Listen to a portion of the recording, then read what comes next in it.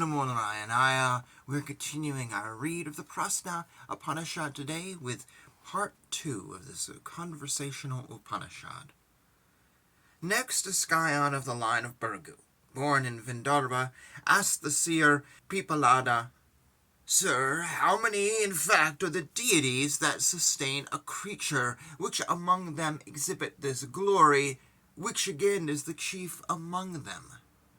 To him, the sage said, "Space, in fact, is this deity, as also are air, fire, water, earth, the organ of speech, mind, eye, and ear.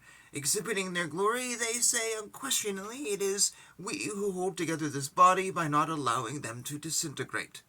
To them, the chief Prana said, "Do not be deluded. It is I who do not allow it to disintegrate by sustaining it, by dividing myself fivefold." They remained incredulous.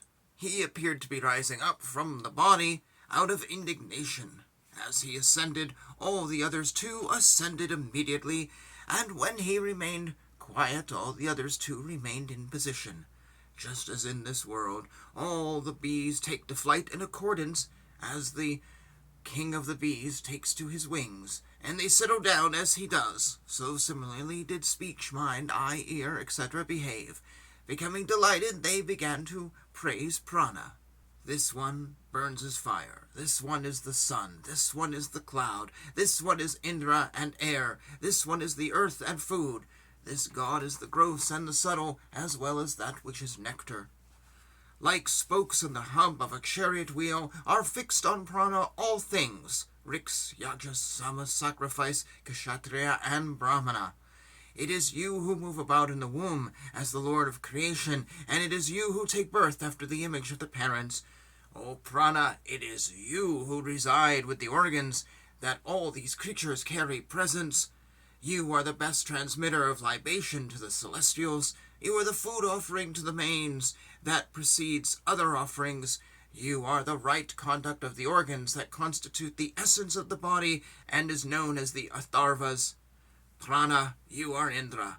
Through your valor, you are Rudra, and you are the preserver on all sides. You move in the sky, you are the sun and the lord of all luminaries.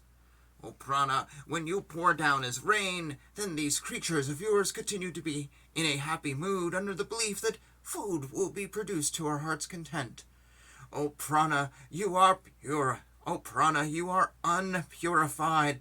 You are the fire, Ekarsi. You are the eater, and you are the lord of all that exists. We are the givers of your food. O Matarishva, you are our father.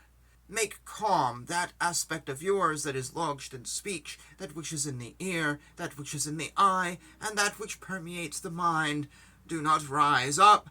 All this in the world, as also all that is in heaven, is under the control of Prana. Protect us just as a mother does her sons, and ordain for us splendor and intelligence." And thus ends the words of the seer in the second part.